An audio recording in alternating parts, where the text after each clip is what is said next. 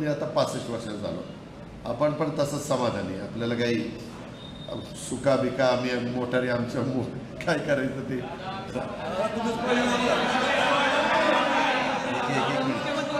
ऐका,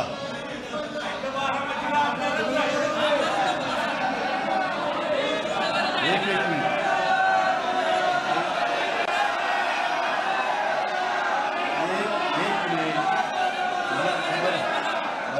मला एकदा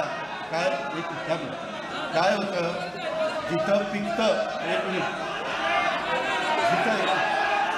जिथं पिकतं,